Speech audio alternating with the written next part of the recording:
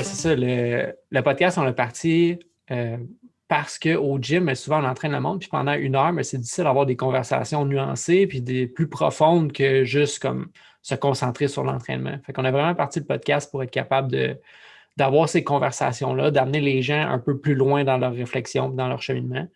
Puis là, ben, on l'expand aussi. Là. Tu sais, au début, c'était juste Sam et moi qui parlaient.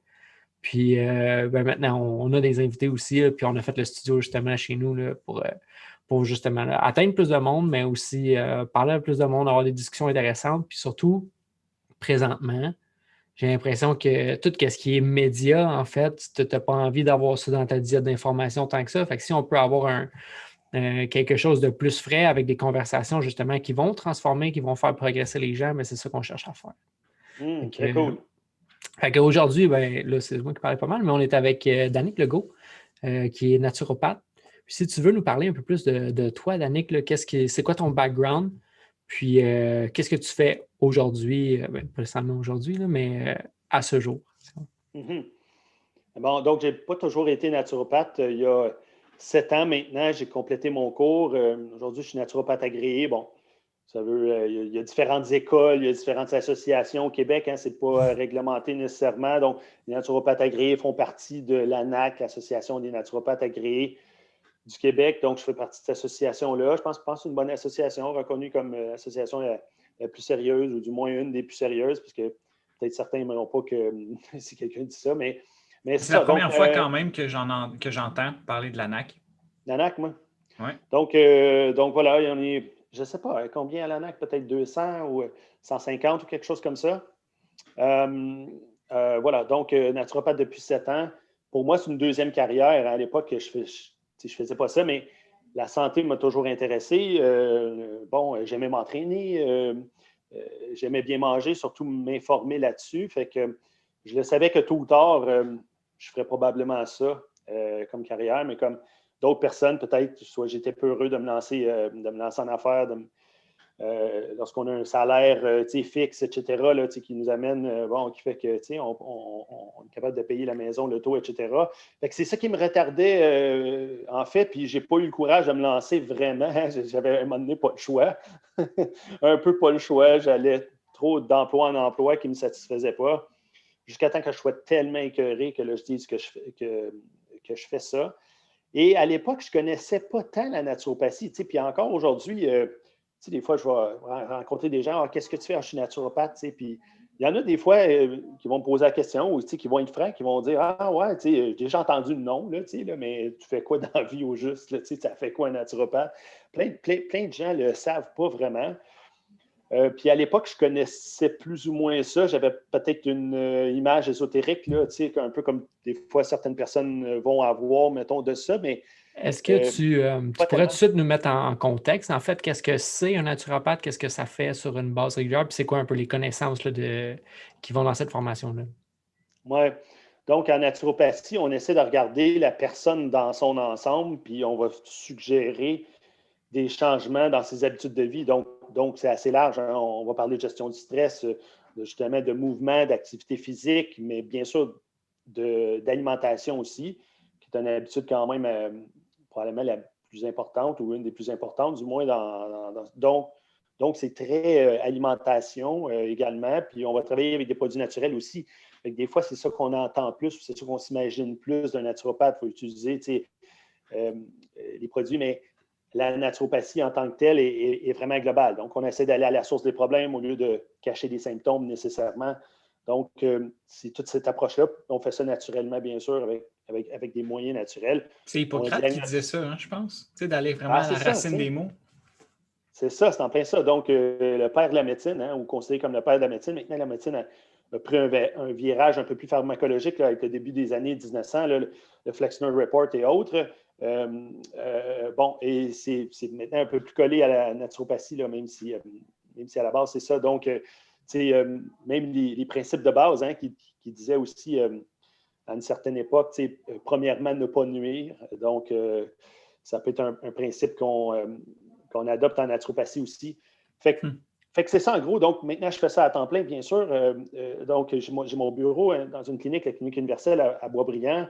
Donc, je vois des gens un à un. principalement.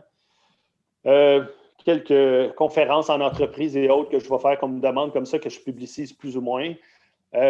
J'ai aussi un de mes objectifs qui était un objectif plus global, hein, modifier la façon dont on voit la santé au Québec. C'est assez large quand même, puis je ne prétends pas vouloir faire ça tout seul, bien sûr, ou de dire, tu comprends-tu, moi je m'attaque à ce genre de projet-là, mais du moins faire ma petite partie là-dedans. Puis il y a quelques années maintenant, en 2016, j'avais décidé de partir une page Facebook pour faire ça. Je dis, je vais te donner de mon temps, je vais écrire des articles gratuits et autres. Donc, maintenant, ça grossit quand même un peu ça. Puis bon, est-ce que c'est ta page personnelle à toi que tu parles ou une autre page, C'est une autre page. Donc, il y a comme deux pages. J'ai ma page personnelle, puis la page professionnelle, c'est écrit Danick Legault, NDA. C'est les lettres pour naturopathe agréé, là, qu'on parlait juste avant. Donc, celle-là, c'est la page professionnelle. Donc, une page professionnelle, une page personnelle. Je publie à peu près rien sur ma page personnelle. C'est tout sur ma page professionnelle, quoi, puis elle existe encore quand même, l'autre. C'est ça. Donc, ça date maintenant de 7 ans. Ça fait quand même pas 10 ans, 15 ans ou 20 ans que je fais ça. Pour moi, c'est une deuxième carrière. Des fois, je vais encourager les gens. Hein, il y en a des fois qui me contactent et qui disent où est-ce que tu as étudié, comment tu as appris ces choses-là. J'aimerais ça faire ça moi aussi. J'aime pas mon emploi, whatever. Puis je les encourage tout le temps. Je dis toujours, ceux qui font ça d'une deuxième carrière, ils l'ont vraiment choisi. À l'époque, des fois, on a 19 ans, 20 ans, il faut faire un choix. Là, on arrive à 17 ans, secondaire 4, il faut décider où est-ce qu'on va au cégep. Puis bon, là, après ça se déboule un peu. Moi, je n'avais aucune idée. Hein, comme ado, veg, qu'est-ce que je vais faire? J'avais comme aucune idée. Donc, ça a pris des années et des années. Plus après ça, à l'âge adulte, je le sentais en dedans de moi que je voulais faire ça. Je connaissais plus ou moins la naturopathie. Donc, au début, je me suis comme lancé, si tu veux, consultant général. Hein. Je faisais même aussi quelques plans d'entraînement, d'alimentation à gauche et à droite. Puis, même dans les années où est-ce que je ne pratiquais pas, je me tenais, je dirais à jour. Je n'étais pas à jour. Je me suis rendu compte que je n'étais pas à jour quand je me suis vraiment lancé dans le sujet. Je ne pense pas que je le sois encore, mais bon, ça s'en vient de mieux en mieux. Puis, j'allais à des conférences. Hein, des fois, ça m'est déjà arrivé de descendre à Toronto à une conférence où est-ce que c'était juste des professionnels qui étaient là pour la conférence. Puis, des fois, là, il y a un petit tour de table, puis chacun se présente. Là, toi, qu'est-ce que tu fais dans la vie? Pourquoi tu es ici? T'sais? Les gens me regardaient un peu bizarre en voulant dire, tu as dépensé, là, whatever, tant de milliers de dollars, tu comprends-tu, pour venir ici, mais c'est pas ça que tu fais dans la vie. T'sais. Fait que, donc, j'aimais ça à la base. Je connaissais plus ou moins la naturopathie jusqu'à temps que je vois vraiment c'est quoi avec la philosophie qu'il y avait en arrière, etc. J'ai comme fait, OK, wow, c'est ça, moi. Donc, c'est là que je me suis dirigé là-dedans. C'est quoi que tu faisais avant, Danick? J'étais représentant en publicité. Alors, j'ai vendu publicité principalement. Au début du web, hein, on parle de 1998-99, on vendait des sites web, de l'hébergement, des choses comme ça. Je travaillais avec un ami qui avait sa firme web à cette époque-là. C'était au tout début. Ensuite de ça, j'ai bifurqué vers la publicité. J'ai fait 8 ans quand même aux pages jaunes, les fameux bottins de téléphone. Bon. Il y avait des annonces là-dedans en papier à l'époque. Je ne sais même pas s'ils en font encore, honnêtement. J'ai travaillé 8 ans. J'étais au compte majeur. Ils m'avaient proposé un poste à Québec, mais bon, je m'occupais des gros comptes là-bas et tout. En radio aussi, j'ai fait de la publicité radio, la publicité dans les journaux, surtout les journaux locaux.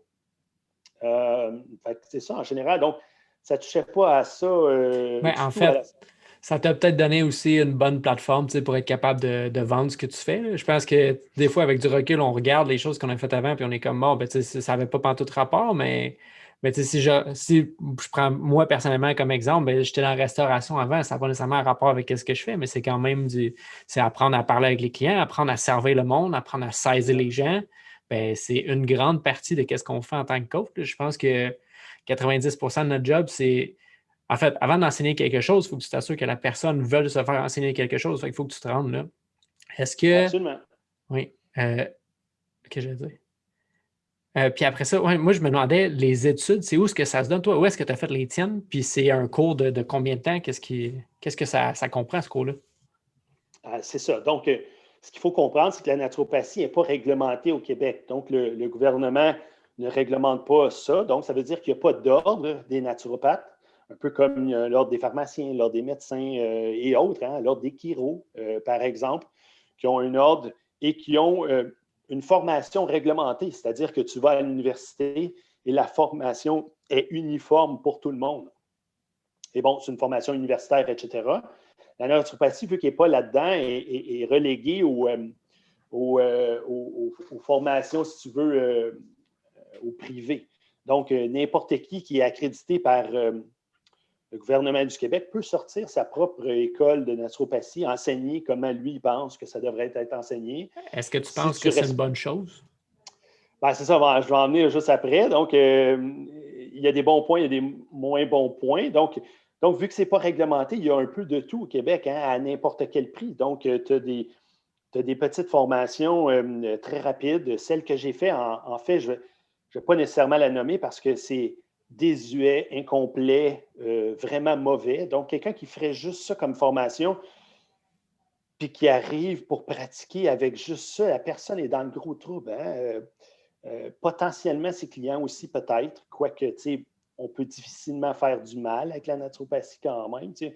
On gère l'alimentation, quelques suppléments. Alors, tu sais, c'est pour ça que ce n'est pas réglementé. Hein? Probablement que la province de Québec ou les gouvernements ne jugent pas que ça pourrait créer du tort, tu sais, si ce n'est pas réglementé. Donc, ils laissent ça aller. Tu as des très bonnes écoles. Il y a 2 écoles à Montréal, le SNQ, l'école d'enseignement naturopathique du Québec, l'IESN également. C'est les 2 écoles principales. C'est comme des programmes de 4-5 ans à temps plein sur place et autres qui donnent justement accès à pouvoir faire partie de l'ANAQ par la suite. Moi qui n'ai pas fait dans ces 2 écoles-là, je suis rentré comme dans la porte de côté. En fait, si tu es en mesure de passer l'examen d'entrée, ils vont t'accepter quand même. Normalement, il faut avoir passé par les deux grandes écoles.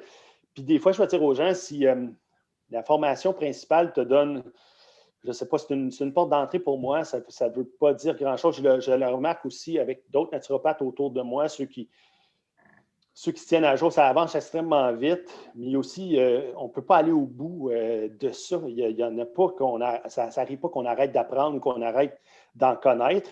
Et de toute façon, la science continue à avancer aussi. Donc, en plus qu'on ne connaît jamais tout, en plus, ça avance. Donc, si quelqu'un ne continue pas à étudier par la suite, je pense qu'il s'en va de reculons un peu. Donc, on le voit, mais des fois, certains naturopathes qui sont sortis même des 2 écoles, qui ont fait leurs 5 ans, etc., des fois, ça peut être un peu plus difficile pour certaines. Puis j'en vois des fois qui n'ont pas fait nécessairement ces formations-là, mais qui se sont tenus à jour, par exemple, par après, puis qui ont fait un gros paquet de formations, en sortent un peu mieux. En même temps, je dis peut-être ça parce que ça a été mon parcours, hein, mais loin de moi je ne veux pas non plus dire aux gens comment faire. Moi, ça a donné comme ça. Si j'avais choisi la naturopathie, quand j'avais justement, je ne sais pas moi, 18 ans, 19 ans ou je ne sais pas, 22 ans, là, peut-être que j'aurais pu aller m'asseoir sur les bancs d'école pendant 5 ans, au lieu d'aller au cégep, après le cégep, au lieu d'aller à l'université, mettons, de dire non, moi, ma passion, c'est la naturopathie, ça se donne au privé, donc je vais aller m'asseoir sur 5 ans de banc d'école au privé après le cégep, par exemple, au lieu d'aller à l'université. Ça aurait pu se faire. Moi, ce n'était pas comme ça. Donc, j'avais déjà certaines obligations dans la vie, etc. Je ne pouvais pas me permettre d'aller à l'école à temps plein. Donc, il me fallait une formation en ligne. Et il y en a au Québec en ligne.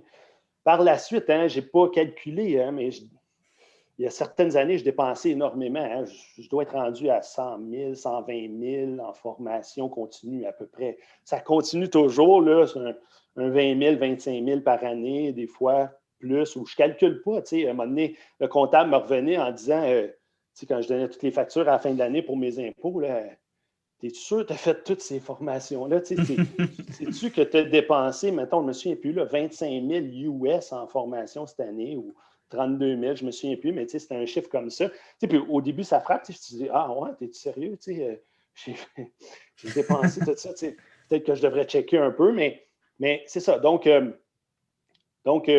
j'aime ça apprendre par moi-même aussi. Via des livres, via les textbooks, hein, c'est disponible. On achète les grosses briques, là, dans le fond, qu'on étudie avec dans les écoles. On peut passer ça nous-mêmes. Je vais passer énormément de temps maintenant au lieu de, au début, là, je lisais beaucoup de blogs.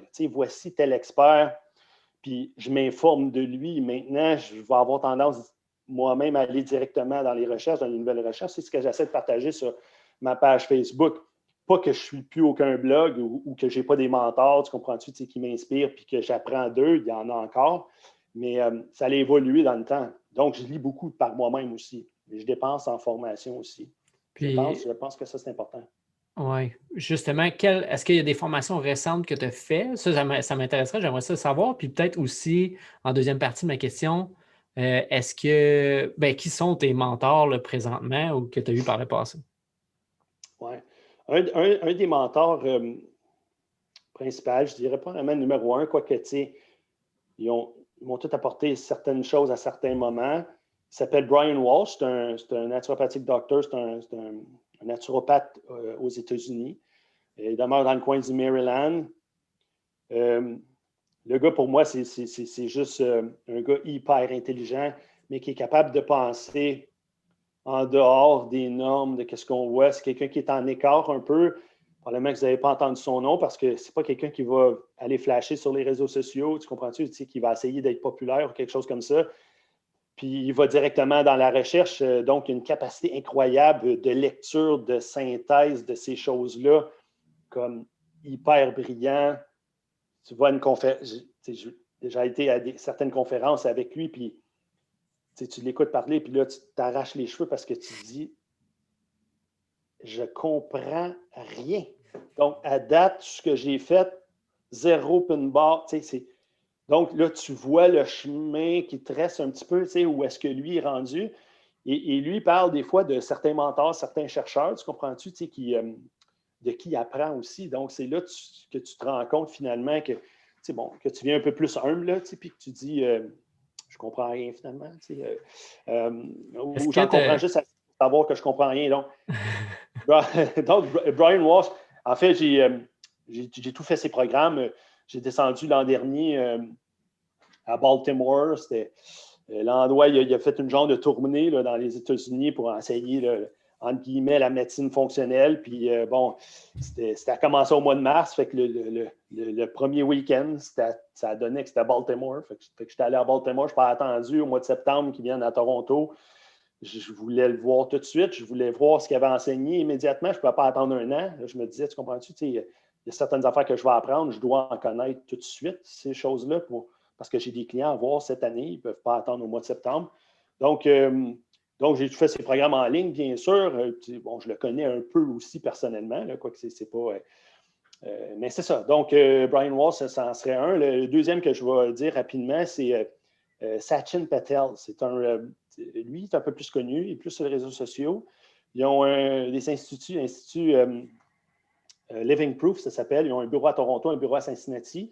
Ils font du moins à l'époque, je ne sais pas s'il l'a encore, ils font des mentorats de médecine fonctionnelle, c'est-à-dire que pendant 6 mois de temps, tu as des rencontres à toutes les semaines, etc. Puis ils t'enseignent autant une partie marketing de comment gérer ton entreprise, mais aussi, bien sûr, l'aspect clinique qui est géré par un chiro qui est expert en neurologie fonctionnelle aussi par médecine fonctionnelle, qui s'appelle Jared Siegler, Dr. Siegler, qui est à Cincinnati. Donc, Dr. Siegler faisait la partie clinique, puis Sachin Patel faisait la partie plus marketing. Donc, ça a été, je dirais, mettons, 2 mentors que je pense rapidement, mais il y en a des tonnes. Si je pense à Datis Karazian et sa nouvelle institut, là, il en sort maintenant tous les 3 mois à peu près, une nouvelle formation et autres. Il y en a énormément. Puis, en ce qui concerne les formations, comment tu te diriges là-dedans? Qu'est-ce qui fait que tu es comme, là, j'ai besoin de cette formation-là? Puis, je me demande aussi, est-ce qu'à un certain niveau, est-ce que ces formations-là, tu t'en sers plus personnellement sur toi ou vraiment tu finis par avoir des cas, des clients qui sont de plus en plus complexes ou est-ce que tu as besoin justement d'avoir plus de connaissances parce que là, tu te butes à un client qui est comme là, je ne comprends pas qu'est-ce qui ne fonctionne pas. Oui, absolument. Puis, ça, c'est toujours un débat un peu parce que, bon, ce qui fait que je décide d'une formation ou non, premièrement, c'est si je pense que ça m'intéresse, premièrement. Donc, puis on a tous des sujets qui nous intéressent un peu plus, des sujets qui nous intéressent un peu moins. Donc, je ne sais pas si c'est toujours une bonne idée, d'aller vers ce que moi j'aime. Dans le fond, c'est peut-être déjà des choses que je connais quand même bien. C'est ça qui m'intéresse. Donc, des fois, peut-être de se forcer vers aller vers quelque chose d'autre, peut-être que ça ouvrirait des nouveaux horizons un peu plus. Du moins, ça m'est déjà arrivé. Fait que j'essaie d'être conscient de ça, mais quand même, ça va faire ça. Aussi, moi, ça me prend avec le temps. Là, j'ai développé justement une espèce de réseau à laquelle j'ai confiance, soit dans des gens que certains experts comme Dr. Walsh, par exemple, que je sais qui sont indépendants, qui ont leur propre opinion, que ça vient de leur cœur, qui font ça pour les bonnes raisons, à qui je peux me fier parce qu'on entend de tout. Hein, on peut pas. Puis j'en ai entendu aussi beaucoup de ça. Donc, Brian Walsh n'est pas associé à une compagnie de suppléments, par exemple. Quand il parle, il est complètement libre. Donc, c'est ces choses-là que je vais regarder aussi maintenant. Fait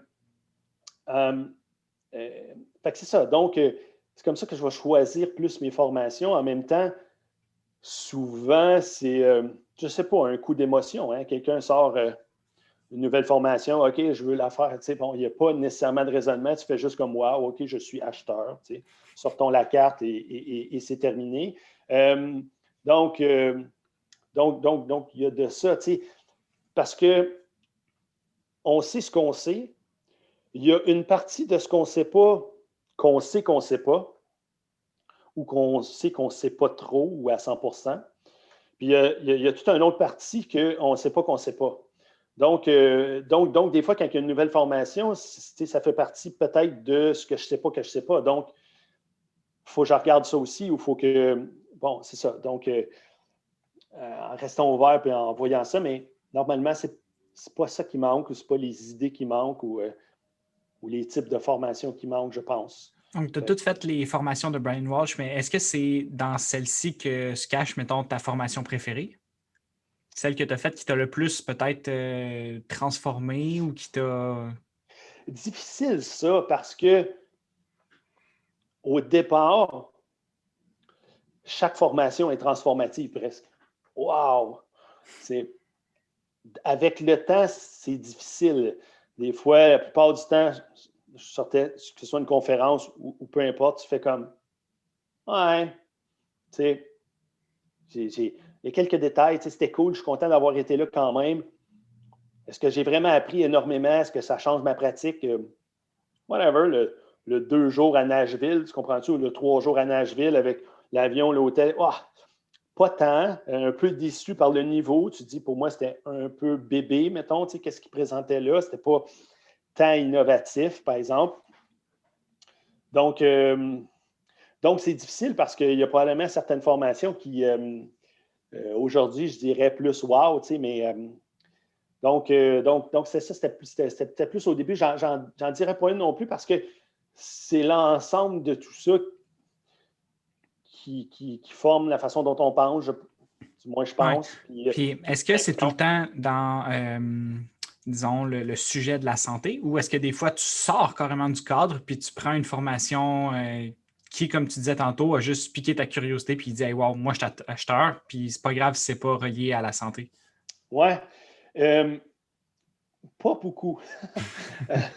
C'est ça. Donc, je suis vraiment dans mes choses. Ce que je vais aimer, par contre, c'est drôle que tu poses cette question-là, sans nécessairement acheter une formation, quoique je vais peut-être m'abonner là, à un genre de groupe ou quelque chose comme ça, mais récemment, je suis tombé sur certaines personnes qui, disons, t'apprennent, réfléchissent comment réfléchir ou comment examiner le monde. Tu sais, puis avec la COVID, on est un peu là-dedans. Qu'est-ce qui est vrai, qu'est-ce qui n'est pas vrai, tu comprends-tu? Bon, tu sais, les fake news et autres, la censure qui se passe. Donc, comment reconnaître qu'est-ce qui est vrai, qu'est-ce qui est moins vrai? Tu sais, bon, théorie du complot versus, tu comprends-tu? Donc, c'est comment analyser ça? C'est surtout je vais vous nommer deux noms, c'est surtout des philosophes.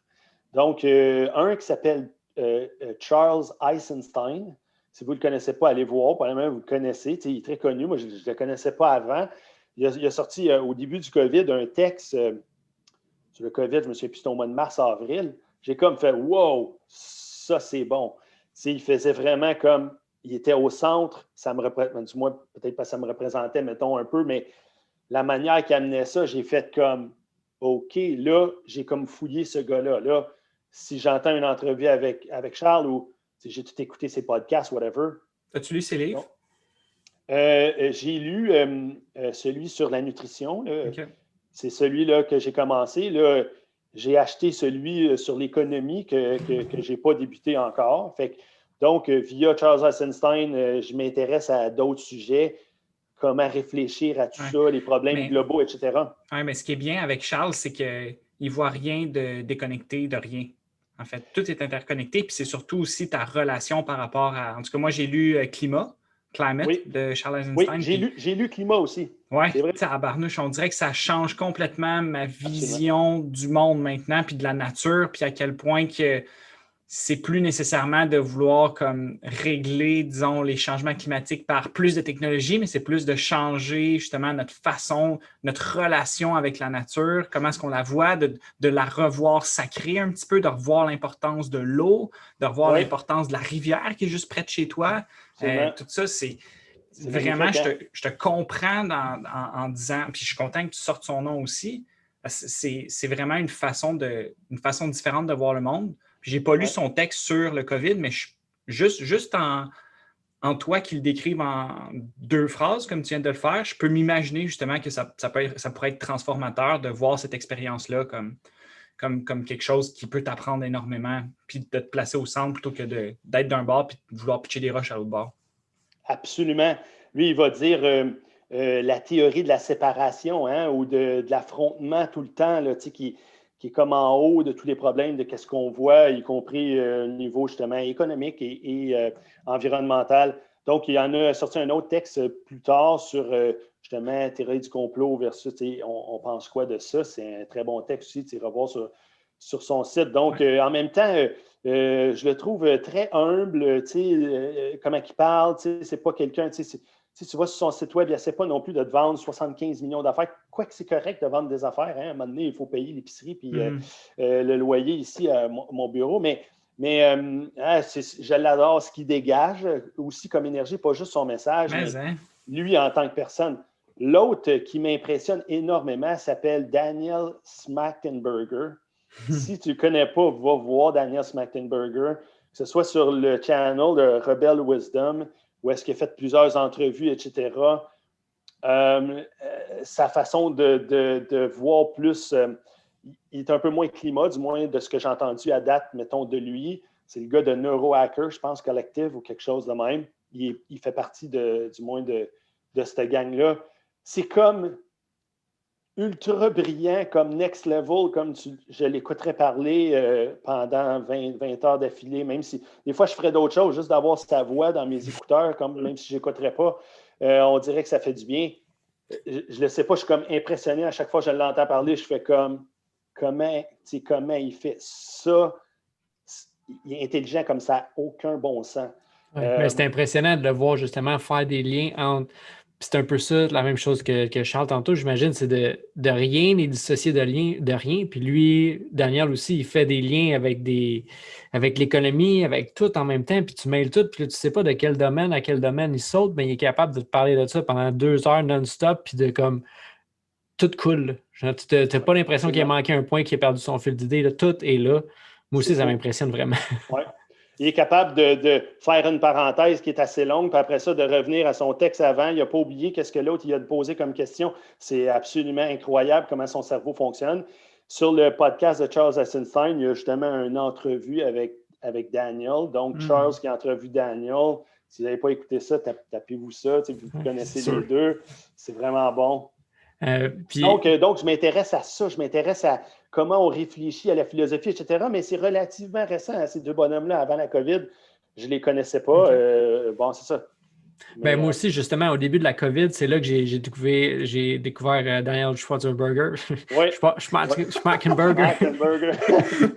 Puis justement, ça m'avait vraiment fait réfléchir sur ça, notre appareil à faire du sens. Comment que notre appareil à faire du sens, s'il est brisé, ben, c'est impossible que tu fasses du sens du monde.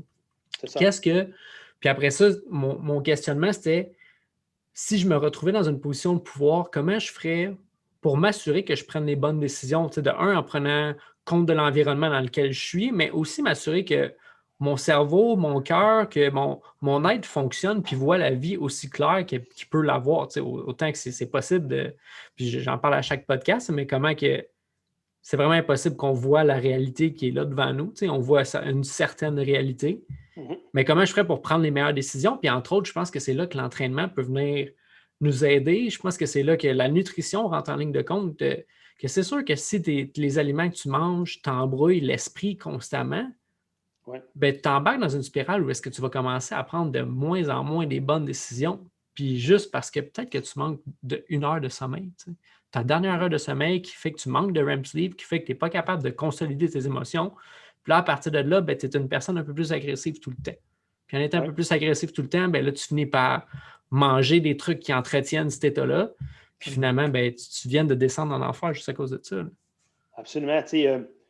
David Perlmutter, qui est quand même assez connu, là, bon, il a écrit des livres qui sont traduits à travers le monde et autres. Dans son dernier livre, il parle de ça. Lui, il appelle ça ce que tu viens de décrire. C'est très bon, tu le décris très bien. Il appelle ça le disconnection syndrome, le syndrome de la déconnexion. Donc, via les habitudes de vie et autres, mais via notre environnement aussi. Parle d'activation du cortex frontal, qui est moins bien oxygéné si, par exemple, la glycémie n'est pas contrôlée ou autre, qui fait que le cortex frontal, où est-ce qu'on est capable de réfléchir, prendre du recul, analyser, etc., c'est ce qui fait de nous des humains un peu, vient un peu déconnecté, entre guillemets, et que c'est le cerveau plus primitif qui prend le dessus, etc. Et puis, on voit ça, bien sûr, dans la peur que crée le COVID, etc., avec les habitudes alimentaires des gens qui n'étaient déjà pas bons, avec notre environnement qui est de plus en plus pollué, etc. Tout ça venait en même temps, puis c'était comme la tempête parfaite là, pour un gros disconnection syndrome planétaire. Genre. Est-ce que tu vois, disons, des effets déjà sur les clients que tu avais ou que tu as maintenant? Des effets qui sont peut-être occasionnés par justement les expériences qu'on est en train de vivre maintenant là, en 2020. Difficile à dire. Ce que je vois, ce qui est plus apparent, parce qu'il y a peut-être des choses qui sont en dessus. En même temps, je ne suis pas psychologue, hein, donc quelqu'un, oui, des fois, on va parler de psychologie un peu avec les clients, mais je veux dire, c'est pas ça mon travail, c'est pas ça que j'ai été formé non plus, donc je ne fais pas ça à longueur de journée, mais de ce que je vois, le plus apparent, c'est que plusieurs habitudes ont pris le bord chez plusieurs personnes. Donc, l'alcool a augmenté beaucoup. La plupart des gens ont pris du poids, parfois de façon importante, parfois léger, mais beaucoup de personnes ont pris du poids, ont bu plus d'alcool, etc. Puis des gens me disent des fois, sans vraiment raison apparente, l'homme, normalement, très solide, très stable, mettons, dans ses émotions et tout, puis qui me raconte que, quand le COVID est arrivé, il dit, ça me stressait un peu comme, mais pas tant que ça, là. Puis là, il s'est rendu compte, que, aussi avec le changement d'habitude et autres, on ne voyageait plus au centre-ville, mettons, ou des choses comme ça, puis, mais juste à boire, tu comprends-tu, un peu plus de vin à tous les soirs, puis ça augmentait tranquillement, puis, un peu plus de malbouffe et autres, donc, je vois ça beaucoup. Je vois les habitudes qui ont pris le bord énormément.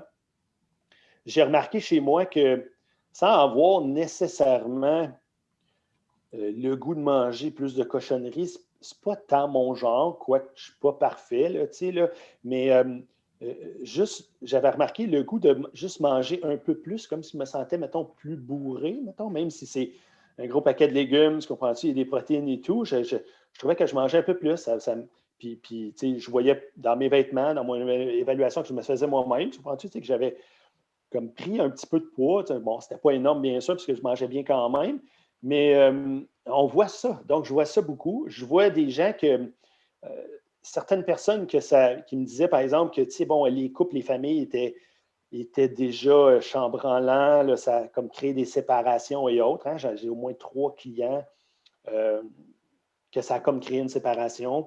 En même temps, il y avait une vision de cette affaire-là qui était un peu différente, mais qui venait d'anciens, chicanes et caca, là, quand ça faisait, mettons, 20 ans qu'ils étaient ensemble. Donc, il y avait déjà donc, ça a peut-être juste précipité, hein, probablement, la séparation, quoi qu'il sait, on ne sait pas. Donc, je vois des familles brisées surtout. Je vois des gens qui mangent moins, qui prennent plus d'alcool. Je vois surtout ça, des prises de poids, etc. Quoique, là, c'est un petit peu moins pire là, qu'au début, du moins je remarque, mais c'est encore présent. Je le vois encore. Ou juste des gens, des fois, on comprend moins qu'est-ce qui se passe, on soupçonne du stress, puis des fois, je vais poser la question, toi, la situation du COVID, est-ce que ça te stresse ou autre? On va essayer de voir clair, voir qu'est-ce qui fait que ça ne fonctionne pas ou que, je ne sais pas, que la personne est pas moins fatiguée ou peu importe ce qui se passe. Je n'ai pas d'exemple en tête, mais c'est ça. Donc, je remarque ça. Puis des fois, je remarque qu'on s'en rend compte de ces stress-là. Puis pour certaines personnes, on ne s'en rend pas compte. Fait que pour certaines personnes, ils vont dire non, ça ne me stresse pas tant, mais puis il y a peut-être une histoire énergétique aussi. Peut-être qu'on capte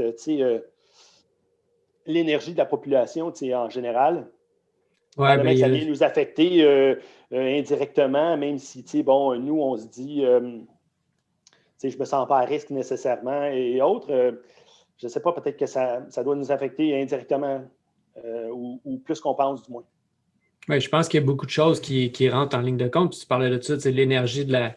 Je ne sais pas à quel point tu as lu là-dessus ou tu sais que tu sais assurément que ça existe, là, mais justement, cette énergie-là qui circule, là, je veux dire, il y a quand même quelque chose qui se passe avec la Terre. Puis c'est dur pour moi de dire OK, c'est ça le problème. Mais des fois, tu le sais juste que ça existe, qu'à chaque, je sais pas, 10 000 ans, il y a des flares solaires, puis ça augmente le magnétisme de la Terre, puis ça, comme les vibrations changent. Puis j'étais en train de lire un livre qui s'appelle Holotropic Breathing de Stanislav Grof. Puis au début, il parle de Carl Jung, puis il parle aussi de l'inconscient collectif. C'est comme quoi que quand on est, ben, on est un certain temps dans la vie avec certains archétypes. Puis à partir de là, on est dans un monde qui est déjà là, qui est déjà une énergie qui est présente, puis qu'on agirait sûrement tout le temps sans trop le savoir par rapport à l'inconscient collectif. Fait que je pense que c'est là que c'est important d'avoir peut-être un coach pour justement nous guider un peu plus vers la gauche ou vers la droite, tout dépendant où on s'en va, pour s'assurer que justement notre subconscient ne prend pas trop le dessus sur notre conscient, parce qu'il il le fait de toute façon. Mais puis moi, ça me fait juste penser à pourquoi ça ne nous affecterait pas, mettons, qu'il y ait comme une grande majorité de la population qui vit dans peur, qui est plus stressée, quand on sait qu'un groupe de personnes qui se regroupent pour méditer, ça peut changer l'énergie à une autre place de sa planète comme de même. C'est pas la majeure partie de la population, c'est juste un groupe de personnes qui sont bien intentionnées puis qui mettent de l'énergie, justement, tout le monde ensemble, puis ça change justement des vies, si on pense à Joe Dispenza ou qui fait ça dans ses fins de semaine. Qu'est-ce qu'on est aussi? Dans un sens, c'est quoi l'être humain? Comment on fait pour fonctionner à la base? Ben, on a des signaux électriques. Fait qu'à partir de là, c'est sûr qu'un changement magnétique ou électrique va affecter l'être humain. Comment ça ne peut pas l'affecter? Mm-hmm. Absolument. Puis là, c'est drôle parce que toi, tu mentionnes le subconscient, tu mentionnes la méditation. J'arrive, il y a une semaine, j'étais allé méditer pour 10 jours, puis il expliquait justement un petit peu dans la technique où est-ce que, ce qui drive notre vie, c'est le subconscient. Bon, après ça, on pourrait dire, un peu comme Nick disait, est-ce que notre subconscient il est connecté sur un subconscient là, global? Fort probablement, du moins, on a des indices de ça. C'est ça. Mais qu'eux expliquaient que, justement, avec la technique de méditation, on venait réinterpréter ou rééduquer le subconscient pour qu'il réagisse différemment, moins fort à certaines sensations, aux émotions qu'on pourrait recevoir. Eux expliquent que nos 5 sens plus nos pensées créent un contact crée une sensation va être interprétée par le système nerveux comme étant positive ou négative, et ça va créer soit des cravings, ce que les autres appellent, ou de l'aversion, donc si c'est positif ou négatif, mais que ça ici, ça va driver après ça le reste de notre vie, mais ça, c'est dans notre subconscient. Donc, notre conscient, comme Bruce Lipton disait, c'est 5 %, le subconscient, 95 %, on n'en est pas conscient, bien sûr, puis c'est ces patterns-là, mais qui sont faits pour que on puisse avoir une meilleure vie. Donc de rechercher ce qui nous fait du bien, puis d'éviter ce qui ne nous fait pas de bien. Hein. Si on met notre main sur le rond du poêle qui est allumé, on va avoir une sensation désagréable, on ne mettra plus notre main là. Donc, notre système nerveux apprend comme ça, mais apprend comme ça sur l'ensemble des sensations, pas juste celles grossières comme sur le poêle, bien sûr. Puis c'est ça qui pourrait faire qu'après ça, par exemple, on recherche une certaine sensation, par exemple avec l'alcool ou avec le sucre ou peu importe quelle substance, puis qui ultimement va mener à de la souffrance, là, selon eux, et que la méditation venait comme réinscrire le subconscient pour qu'il réagisse de façon différente, qu'il réagisse moins ou éventuellement peut-être presque plus du tout à créer de l'aversion et des cravings. Très, très, très, très, très intéressant comme technique. Puis, je m'avais fait un résumé sur une page parce que, il parlait de la technique et tout, qu'il faut pratiquer, bien sûr, c'est de la méditation. Mais moi, la théorie m'intéressait, fait que là, je me suis comme fait les graphiques, j'ai connecté ça avec ce que Bruce Lipton disait, tu comprends-tu, et autres. Puis je trouve ça fascinant, puis... Ouais, je pense que ça peut aider justement à vraiment prendre conscience, à te surprendre dans une habitude que toi, tu pensais qu'il te faisait du bien. Puis peut-être, oui, dans le moment, comme maintenant, ça me fait du bien de manger ce morceau de gâteau au chocolat-là. Ouais. Mais comme ce bien-là, il va finir par me rattraper, là, que ce soit tôt ou tard, ben, dans mon présent, dans 2 ans, ben, ça me fera plus du bien de manger ce gâteau-là. Absolument. Absolument. Puis On a tantôt, tendance à y aller vers le court terme, toujours. Court terme, toujours. C'est très humain. Hein. Ben, tu parlais tantôt peut-être du système nerveux, justement, puis de ton cortex préfrontal, ou est-ce que peut-être que justement, en ayant un peu plus peur de tout, en étant un peu plus activé, mettons, du côté sympathique, peut-être que là, tu te mets à moins réfléchir. En fait, on a parlé un peu avec Matt Boulay, mais Jordan Peterson en parle aussi, là, comment tu ne peux pas te projeter dans le futur si tu as constamment peur, si ta perception de ton environnement te fait prendre conscience qu'il n'est pas sécuritaire. Tu vas juste penser à te protéger là, présentement, puis à filer bien présentement. Puis le futur, toi, dans ta tête, il n'existe pas. Fait que tu vas faire tout ce que tu peux dans le présent pour avoir le plus possible là. Puis sûrement en amputant ton futur. Genre dévaliser des papiers de toilette au Costco. Ben genre, c'est une des choses qui pourrait arriver. Puis imagine si, admettons, les gens qui t'en parlent, toi, qui sont affectés par la situation, ben c'est des gens qui cherchent de l'aide. C'est des gens qui sont ouverts à la naturopathie. C'est des gens qui, justement, savent que ça peut avoir un impact. Donc, imagine si eux ressentent, justement, que le stress ou, justement, l'état collectif a un impact sur eux. Imagine, tout le monde qui n'ont pas nécessairement cette ouverture d'esprit-là, puis qui, sans trop savoir pourquoi, se ramassent plus souvent à sac qu'autrement. Ou se ramassent plus souvent qu'autrement à aller vers le sac de chips parce que j'ai des cravings, puis je peux pas. Il faut que je les écoute parce que sinon, finalement, tu n'es pas la même personne, comme on voit dans les annonces ou peu importe. Imagine si ça ne change pas tout ça. Si on continue à être dans un état de peur, est-ce que, justement, tantôt, Nico, tu parlais de l'importance des entraîneurs, Colin, je pense que, ou des naturopathes ou des gens qui, dans le chaos, comme essaient justement de retrouver quelque chose de peut-être solide ou d'offrir de quoi d'un peu plus solide aux gens. C'est là où est-ce que ça va devenir tellement important. Des fois, je pense que de notre côté, on a peut-être plus, justement, on est moins pris. En tant qu'individu, des fois, tu es tellement pris dans tes problèmes que tu ne vois pas de solution. Avoir la capacité de te détacher, c'est une chose, mais des fois, juste de demander l'aide d'une personne qui est déjà détachée de ça, qui est là, qui voit de l'extérieur, qui peut te dire. Puis c'est tellement du cas par cas tout le temps. Puis je pense que c'est pour ça que à un moment donné, l'expérience rentre en ligne de compte aussi pour être capable de saisir où est-ce qu'il est ton client, c'est quoi son problème majeur présentement, puis est-ce qu'on peut l'approcher. Puis des fois, c'est est-ce qu'on peut l'approcher sans qu'il s'en rende compte aussi, tu sais, juste d'améliorer un peu. Oui, c'est ça, il dit plein de choses, puis finalement, tu sais, juste avoir confiance qu'à un moment donné, s'il est là, puis il veut s'aider, on va finir par l'aider, tu sais, même si c'est pas parfait jour 1. Absolument. Ah oui, 100% d'accord. Tu commences par où, disons, si, disons, en ce moment-là, tu avais un client, justement, qui te dit, je pense que le stress m'affecte. Est-ce que tu as des moyens, des pratiques, justement, tu parlais de la méditation, là, c'est un Vipassana que tu allais faire? Oui. Oui, OK. Est-ce que ce serait le genre de sans nécessairement partir 10 jours, cette personne-là a comme pas la possibilité de le faire, mais est-ce que tu aurais des pratiques à lui proposer pour justement soit apprendre à mieux vivre son stress? C'est très difficile. Fait que oui, il y en a, mais de le changer à la base ou à la source, c'est ça qui est difficile. Fait que des fois, ce que je vais dire aux gens, c'est que des fois, je vais m'amuser à en dire quelque chose de gros en disant le stress n'existe pas, ce ne sont que des perceptions. Alors, je donne une. Ma blonde a maillé quand je parle juste de perception. Il est c'est ça.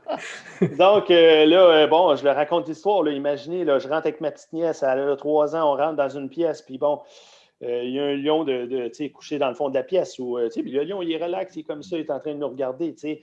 Si tu me fais une prise à ce moment-là, tu vas voir que j'ai une réaction de stress. Hein, probablement que mes pulsations cardiaques augmentent, mon taux de sucre augmente, puis j'ai relâché de l'adrénaline, whatever. OK? Bon, réponse sympathique que Nick parlait tantôt.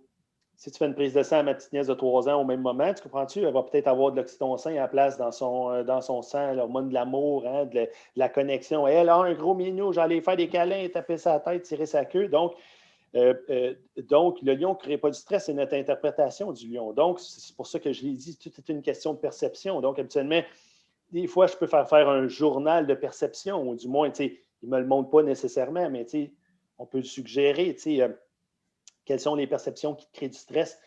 Puis la plupart des gens vont se rendre compte qu'il n'y en a pas 75 habituellement, tu en as comme 2, 3 plus importantes. Ou est-ce que l'histoire que tu te racontes par rapport à ça te crée plus de stress que ce que c'est en réalité? Puis que c'est amplifié par nous-mêmes, par notre tête. Donc, c'est ça. Puis je dis, écris ton histoire que tu te racontes. Fait que là, moi, mon histoire, c'était le lion va se lever, il va rugir, tu comprends-tu? Il va vouloir nous bouffer. Puis là, moi, je vais être obligé de me battre avec le lion. Puis on va finir morts les deux. Fait que ça, c'était mon histoire. C'est pas très cool. C'est assez stressant comme histoire. L'histoire de ma nièce, c'est beaucoup mieux. Hein? C'est un gros minou, on va aller faire un câlin. Bon. Bien sûr, on voit que c'est une histoire, ce n'est pas dans la vraie vie. Peut-être que ce ne serait pas une bonne idée d'aller faire un câlin, mais ce n'est pas ça l'important de l'histoire vraiment. Fait que c'est ça. Donc, puis après ça, de réécrire l'histoire, d'écrire une nouvelle histoire. Voici une nouvelle histoire qui ferait plus de sens aussi. Il y en a qui vont avoir peur, par exemple, de perdre leur job, ou tu comprends-tu, aussitôt que le boss dit quelque chose, ils vont venir très nerveux là-dessus et tout. Puis des fois, de juste réfléchir puis de dire que c'est quoi le pire qui peut arriver. OK, admettons que tu perds ta job. Tu comprends-tu? Il se passe quoi? Tu vas avoir un peu de chômage. Après ça, tu vas trouver une job. Peut-être que ça va être mieux même. Tu comprends-tu? Peut-être que tu vas être délivré de ça. Donc, des fois, on se fait des grosses histoires sans que ça soit nécessairement une grosse histoire. Des fois, c'est une grosse histoire. Mais la plupart du temps, c'est exagéré, c'est une grosse histoire. Mais donc, d'en être conscient, c'est le premier step. Donc, d'écrire un journal de perception, de changer nos perceptions. Puis, quand tu vas avoir cette perception-là, bien sûr, c'est ton ancienne histoire qui va jouer automatiquement dans ta tête. Il faut intercepter l'ancienne histoire, réciter la nouvelle histoire. Bon, une espèce de pattern comme ça qu'on peut faire. Ça se fait tranquillement dans le temps parce que, bien sûr, on pourrait dire tout ce que tu aimes peut être relaxant puis peut être bon. Tu aimes ça du yoga, c'est très bien. Tu aimes ça de la méditation, c'est très bien.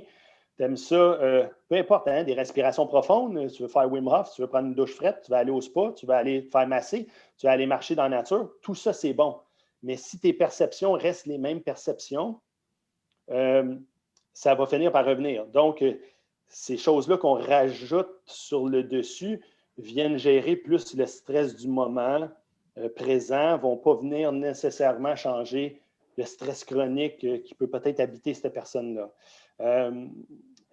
Méditation, par contre, un peu plus profonde ou de type Vipassana, là, comme j'expliquais un peu tantôt, sans tout rentrer dans les détails, il vient un peu réécrire le code, donc vient changer nos perceptions. Bon, ça se fait avec le temps aussi. Hein? On fait pas, on va là-bas du jour, puis soudainement, on a tout réécrit notre subconscient. Ce n'est pas comme ça que ça fonctionne. Hein? C'est une initiation. C'est juste pour te donner le goût de le faire. C'est ça. Donc, c'est ça. Mais à part la méditation ou certaines méditations, mettons, qui pourraient peut-être réécrire le code, le reste, c'est drivé par le subconscient. C'est cool de faire toutes les autres choses, par contre. Puis, il n'y en a pas une qui fonctionne mieux qu'une autre. Il y en a pour qui la méditation, ça ne les attire pas. Ils ne veulent rien savoir de ça. Ils ont déjà essayé. Ou s'ils ont des mauvaises perceptions à propos de ça. Puis là, ils se trouvent poches, hein, parce que là, ils disent suis pas capable d'arrêter de penser, ou bon, des choses comme ça. Et c'est pas ça la méditation, c'est pas être capable d'arrêter de penser. Hein. Donc, c'est des mauvaises perceptions, mais encore là, si la personne, ça ne fonctionne pas à cause de ça, on peut faire autre chose. Hein, avoir un animal, par exemple, avoir un chien, ça peut être bien. Avoir, moi, j'étais un fan de spa, je vais au spa, j'étais chaud-froid, en finissant de travailler, etc. Je vais là-bas 1 heure, je me batte là-dedans, je ressors là, bon. Mais ça ne change pas mes perceptions nécessairement. Ça me fait du bien sur le coup, par exemple. Si je vais là le vendredi soir, tu comprends-tu, tout à coup, je me sens beaucoup mieux, mon week-end est beaucoup mieux, etc. Ça replace les choses. Ça aide vraiment. Ça n'aide pas à long terme, mais ça aide. Donc, c'est ça le portrait du test. C'est tough. Hein? Puis si on essaie, il y en a qui pensent qu'on va prendre un peu d'ashwagandha ou on va prendre des herbes ou quelque chose, un complexe B. Oubliez ça. Hein? C'est pas de même que ça marche. J'ai l'impression que ça, c'est futile un peu. Ça serait juste comme traiter, encore une fois, tantôt on parlait de traiter la racine du mal. Ben là, on ne fait rien de ça. Là. On est juste en train de patcher quelque chose. Puis, j'ai l'impression aussi que par l'expérience, tu peux changer ta perception du monde. Tu peux vraiment juste t'exposer à quelque chose peut-être de plus grand que tu croyais qu'il était impossible de faire.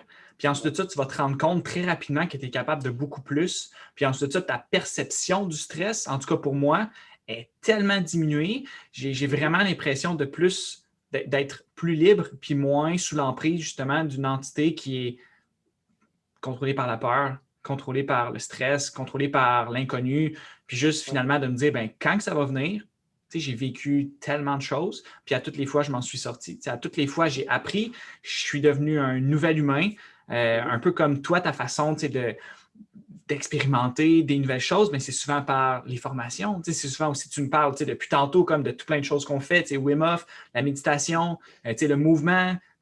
C'est toutes des choses qui ne sont pas nécessairement reste assis sur tes fesses, puis comme on va t'expliquer exactement quoi faire. Non, c'est comme sors dehors, puis bouge, fais quelque chose, puis de cette façon-là, d'après moi, que du moins, c'est peut-être un peu plus facile même de changer ta perception. C'est souvent aussi par l'action. Tu peux pas, tu vas rien changer. En fait, c'est difficile de changer une perception juste en t'assoyant et en y pensant. C'est sûr que tu peux refaire ton histoire, mais tant que tu t'es pas retrouvé un petit peu dans cette situation-là, puis tu n'as pas posé les gestes concrets pour prendre conscience justement que crime, c'était pas si pire que ça, ça va être difficile de faire des changements dans ta vie. Pour nous, je pense que moi, personnellement, l'exposition au froid, c'est de quoi que j'ai fait plus sérieusement présentement. Puis ma méditation, c'est 2 choses, on dirait que où est-ce que je suis rendu dans ma vie, ça change totalement mon attitude, puis ça change totalement ma perception. J'ai un modèle, moi, dans ma tête qui est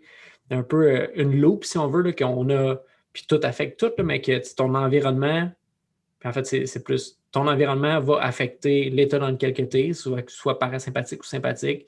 Ça va affecter les actions que tu vas faire, tout dépendant où est-ce que tu te situes. Si tu es plus alarmé, c'est sûr que tu vas sûrement manquer de coordination ou manquer de tact à la limite, peu importe où ce que tu es. Tu te retrouves dans un souper que tu n'as pas trop envie d'être là, ça se peut que tu ne dises pas les bonnes jokes ou tu n'aies pas les bons mots bien placés. Puis après ça, une fois que tu as posé les bonnes ou les mauvaises actions, tu as tes émotions qui sont là un peu comme feedback. Comme quoi que ça, j'ai manqué ma shot ou ça me remplit de joie, j'aime vraiment ce que je fais présentement. Puis en bout de ligne, tout ça, ça peut finir par changer ta perception de toi-même puis du monde.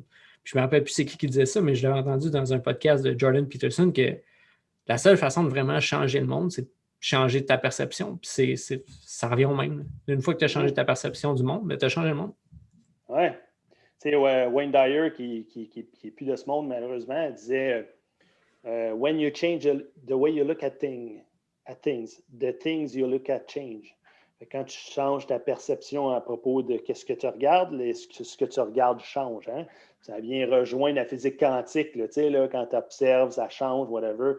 Alors, puis ça revient à dire qu'est-ce que tu viens de dire. Oui.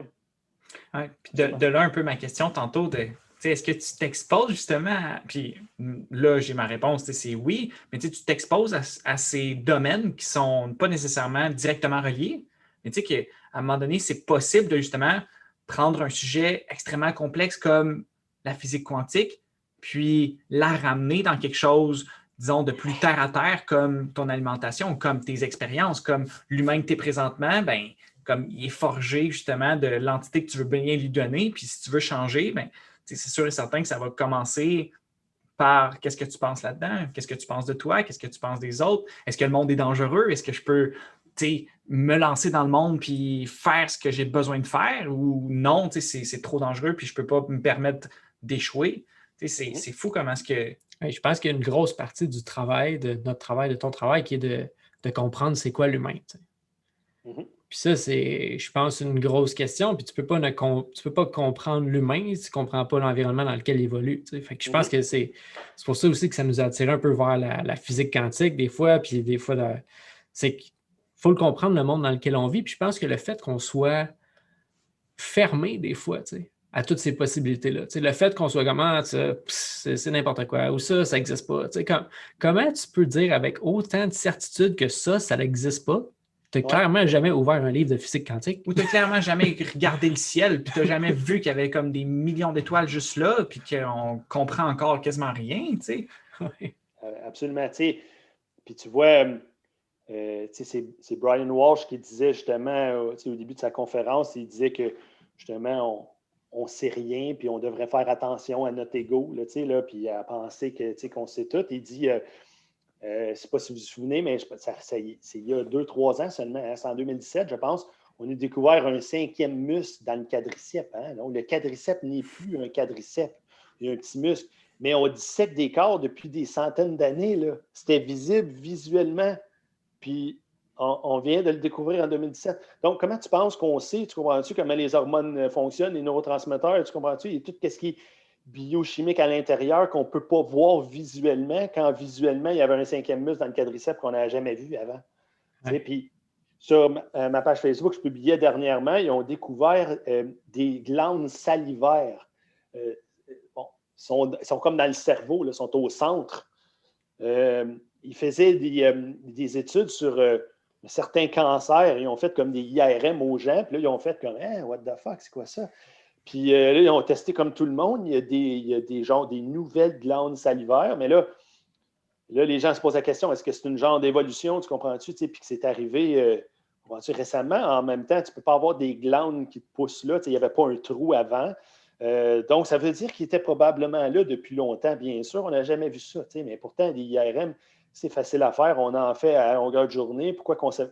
Et ils font quoi après ça, ces glandes-là? Tu comprends? C'est quel rôle? Ça vient changer? Qu'est-ce qu'on sait sur la santé? Donc, il disait dans l'article, il en parlait dessus, de justement, qu'est-ce qu'il faisait? Non.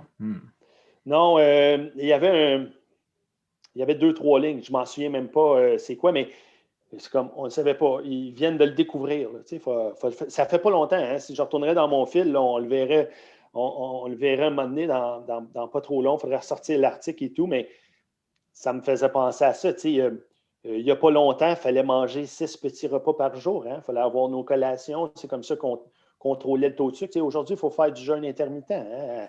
À l'époque, il fallait enlever le gras. Là, maintenant, on mange keto. Hein. Là, c'est les carbs. Là, c'est le sucre. Fait que, donc, ça continue à évoluer tout ça, de penser que maintenant, on le sait aujourd'hui, hein, puis qu'on sait toutes ces affaires-là. Quand tu regardes comment l'histoire est faite, tu fais comme... C'est vraiment cave de penser qu'on le sait maintenant, puis que dans 5 ans, on ne va pas rire de ce qu'on pensait en 2020. Hein. Oui, puis je pense que c'est correct aussi qu'on se mette à rire de ça parce que ça nous permet de rester humble puis continuer d'avancer puis de progresser. Absolument. Mais ça revient un peu à ce que tu disais au début, là, de suivre des gens qui sont indépendants aussi, là, de savoir de où ça vient ces études-là. Parce qu'à un moment donné, d'une part, j'ai l'impression que des fois, on se limite parce qu'on est comme, il n'y a pas d'études là-dessus, fait que ça ne peut pas être vrai. Mais en même temps, le yoga fait des choses depuis 3 à 5 000 ans qui commencent à être prouvées présentement qu'il y a vraiment de l'énergie au niveau des chakras. Mm-hmm. Puis de l'autre côté, je ne me rappelle plus c'était quoi de l'autre côté. Tu vois, c'est ça, c'est pas le flow à Daniel Schmackenberger. Ouais. Mais c'est juste que, est-ce qu'on va devoir attendre justement que ces études-là sortent avant, disons, de se lancer dans ces médecines qui sont plus traditionnelles? Bien, je pense que c'est là qu'on peut venir justement tester sur nous, au lieu de pas nécessairement tester sur nos clients. Je pense qu'on ne devrait jamais faire quelque chose à un de nos clients qu'on n'a jamais fait nous-mêmes. Mais de se rappeler aussi, c'est là que je voulais en venir avec les études aussi, de savoir de où est-ce qu'ils viennent ces études-là, parce que comme les études là, qui disaient que le gras, c'était vraiment nocif pour la santé, les gras saturés, ben, c'est l'industrie du sucre qui a financé ces études-là. Qui est-ce qui finance quoi? Ben, ça, c'est important aussi. C'est pas dit parce qu'il y a une étude là-dessus que cette étude-là est vraie. Puis moi, on dirait que dans ma tête, je me dis, c'est difficile de prouver quelque chose vrai. J'ai l'impression qu'on peut juste prouver des choses fausses, que les choses sont vraies jusqu'à temps qu'elles soient prouvées fausses. Je ne sais pas si. Puis maintenant, qu'est-ce qu'on fait? J'ai l'impression qu'on fait des études pour prouver que tel pharmaceutique fonctionne. Mais on oublie un peu. Là, la science, c'est quoi finalement? Oui, c'est ça. C'est pas fait pour prouver notre point. C'est fait pour essayer de. Tu as une hypothèse, puis après ça, tu essaies de tout faire pour la défaire. Mais maintenant, c'est le contraire. Tu as une hypothèse, puis il faut absolument qu'elle soit vraie parce qu'il y a des gens qui sont derrière puis qui t'ont backé dans ta recherche pour être capable de la faire, qui l'ont fundé finalement. C'est là où est-ce que je pense. Fait que là, si l'étude ne donne pas les résultats que tu veux, tu comprends-tu? Elle n'est pas publiée, etc. On voyait ça beaucoup, là, que les journaux scientifiques t'aient rendu finalement des channel marketing pour les compagnies pharmaceutiques. C'est assez connu maintenant. Il y a eu des anciens éditeurs de journaux qu'une fois qui n'avaient plus, bien sûr, qui avaient pris leur retraite ou quelque chose de même, qui parlaient de ça ouvertement, Fiona et autres. Donc, beaucoup de ça, puis on le voit de façon beaucoup en naturopathie. Il y a deux choses. Les études scientifiques, fait que là, oui, il faut essayer de voir c'est qui a payé pour cette étude-là, puis si c'est valide ou non. Puis après ça, tu as l'expérience clinique. Puis habituellement, l'expérience clinique est en avance sur les études de façon exponentielle parce qu'on essaie de prendre qu'est-ce qu'il y a dans les études, on essaie de. Puis après ça, bien sûr, on le teste dans la vraie vie, que ce soit sur nous autres ou même, tu disais, on ne teste pas sur des clients. Bien sûr, on ne teste pas qu'est-ce qui pourrait peut-être leur faire du mal, mais à chaque jour, partout, tu comprends-tu? Finalement, on pense, en cause des études, mettons, qu'on va diminuer l'inflammation parce qu'on donne la curcumine, tu comprends-tu? Fait que, un moment donné, tu en donnes aux clients, un moment donné, si ça ne marche pas, tu comprends-tu? Tu te dis, ça ne marche pas dans la vraie vie. C'est pour ça qu'il y a des regroupements. En même temps, moi, j'ai différents groupes, que ce soit des groupes Facebook ou autres. On a certains groupes de naturopathes ici, même ici au Québec, où est-ce qu'on est dans un groupe fermé sur Facebook, où est-ce qu'on est dans un groupe sur Messenger, puis bon, on va s'envoyer des nouvelles, on va tester des affaires, on va poser des questions aux autres. Quand vous avez donné ça, ça fait de quoi et tout. Donc, il y a beaucoup de l'expérience. Ça marche-tu dans la vraie vie ou ça ne marche pas? Puis des fois, ça corrobore avec les études scientifiques, puis des fois, pas en tout. Puis des fois, je l'ai dit aux gens, ou des fois, je l'ai dit à d'autres naturopathes, moi, j'utilise telle herbe, telle affaire, puis là, tu dis, OK, donc, tu as vu, jase-moi, tu as vu des résultats avec ça, parce que moi, je l'ai testé sur à peu près, mettons, tu comprends-tu, 25 personnes ou whatever, je ne vois rien. Là. Donc, moi, j'ai arrêté de faire ça, puis à un moment donné, c'est ça, donc, je clean mes affaires, fait que moi, je suis très un essayeux d'affaires. Bien sûr, on ne veut pas faire de mal, mais on teste des choses, autant sur moi, autant sur les autres naturopathes font ça aussi. En médecine fonctionnelle, c'est la même chose aux États-Unis, tu comprends-tu? Tout le monde se parle. Puis c'est pour ça que j'avais été justement, c'était intéressant, à une conférence au Colorado il y a 2 ans. Puis tu avais Thomas Gilliams, qui est un gars très. Il ne voit pas de clients. Lui, il est dans la recherche là, à fond et il la connaît vraiment très bien. Puis là, après ça, tu avais des cliniciens, entre autres Jill Carnahan, qui est une femme médecine fonctionnelle aux États-Unis, qui est très connue, qui est excellente, qui reste au Colorado, fait qu'elle est invitée à la conférence-là. Puis ils débattaient à la fin de la journée. Ils s'assidaient les deux sur le stage, ils avaient fait leur speech, comprends-tu, pendant la journée. Puis là, tu avais un autre médecin qui était là, puis il posait des questions. Toi, Jill, qu'est-ce que tu penses de telle affaire? Ou quand un client arrive avec telle affaire, tu comprends-tu? Tu fais quoi? Puis là, après ça, le gars qui était plus technique, tu comprends-tu, il disait, dans la recherche, moi, je peux dire que, on voit ça comme ça, on voit ça comme ça. Puis là, après ça, tu avais Jill qui disait, oui, mais quand on l'essaie dans la clinique, tu comprends-tu, il faut vraiment booster le dosage, mettons, pour avoir tel résultat, sinon ça ne fonctionne pas. Maintenant, on a mis ça de côté. On voyait vraiment, puis bien sûr, les deux sont amis, mais ils n'étaient pas en train de se tirer les cheveux, mais c'était comme une discussion. Puis là, on voyait vraiment le clash entre, la science et l'autre. Puis même des fois, Thomas Gilliams disait, par exemple, à un autre qui était plus clinicien, lui qui voit des clients à longueur de journée, dans la science, on voit ça, qu'est-ce que tu vois dans ta clinique, tu comprends-tu? Puis essayer de faire un merge entre les deux, c'est comme ça qu'on essaie, même si on ne sait rien, puis ça va peut-être tout changer l'année prochaine, ou demain, ou dans 5 ans, mais c'est là que peut-être qu'on se rapproche un peu plus de peut-être quelque chose qui est un peu plus vrai quand on a un bon mix entre les deux, je pense. En sachant toujours que ça va changer probablement, puis probablement qu'on se trompe, puis que ce n'est pas toute la vérité, puis qu'il va y avoir d'autres choses qui vont sortir, qui vont nous dire OK, c'est pour ça que, mettons, quand je faisais ça de même, c'est ça. Je pense que c'est pour ça que c'est tellement important, justement, d'avoir des débats. Tu sais, quand tu veux savoir vraiment quelque chose, ben place deux experts ensemble. Puis toi, personnellement, en tant qu'individu qui ne connaît pas trop ça, ben écoute ces experts-là débattre, puis avec le peu que tu connais, ben fais-toi ta propre idée. Fais ça 100 fois. Tu sais, je pense qu'on s'engage sur un terrain qui est extrêmement glissant avec ce qui se passe présentement, puis toute la censure, tu sais, juste avec... tu as clairement suivi ce qui se passe au niveau du COVID, mais je pense que, tu sais, le professeur Didier Raoult, justement, lui qui prône beaucoup l'hydroxychloroquine puis l'azithromycine, le zinc pour traiter. Puis il y a bien des affaires que j'ai lues aussi qui disaient que c'était peut-être juste une déficience en zinc qui crée justement les syndromes du COVID, justement. Mais il y a eu justement une étude dans le Lancet qui était un journal de médecine de renommée où est-ce que, justement, ils ont dit que l'hydroxychloroquine, c'était vraiment dangereux puis ça pouvait causer des maladies cardiaques puis ces affaires-là, quoique c'est un médicament qui est utilisé depuis 70 ans. Puis ils trouvaient ça atroce qu'un journal de renommée comme ça puisse se prononcer puis dire ces choses-là. Finalement, ils l'ont retiré. Puis lui, de son côté, c'est qui le docteur Raoult? C'est un clinicien. C'est quelqu'un qui est là à tous les jours sur le terrain et qui dit mais regarde, nous, on le fait, ça fonctionne. En bout de ligne, je ne sais plus quoi trop vous dire. Là. Puis ce que j'aime de lui, c'est que justement, il y a l'approche un peu plus holistique où ce qu'il voit l'image de tout ça, où ce qu'il comprend que distancer le monde, distancer les humains, c'est jamais vraiment une bonne idée. Puis les obliger à se masquer, ça a des conséquences. C'est pas sans conséquences. Mm-hmm. Puis tu sais, un autre exemple de ça, c'est la Great Declaration de Barrington, qui a été faite par 3 épidémiologues. Je ne sais pas si ça vous dit quelque chose. Là. Bon, un d'Oxford, un d'Harvard, un autre de Stanford, je pense. Sont 3, puis il y en a un paquet d'autres épidémiologues, virologues, etc., qui ont signé par la suite la déclaration, comment on devrait gérer ça, une pandémie. Je trouve que ça extrêmement... ça a beaucoup de poids parce qu'il y a plusieurs personnes en arrière. J'ai rien contre le Dr Raoult. Il est probablement très bon. Je ne le connais pas à 100%. Je connais un peu qu'est-ce que tu as dit. Mais quand on en voit plusieurs ensemble qui ont la même opinion aussi, qui n'ont pas nécessairement quelque chose à gagner, des études dans The Lancet qui ont été retirées, il y en a 2 par les 2 mêmes chercheurs. Se sont excusés longs comme le bras. Probablement que ça va affecter leur carrière et autres. Mais après ça, on peut se poser la question.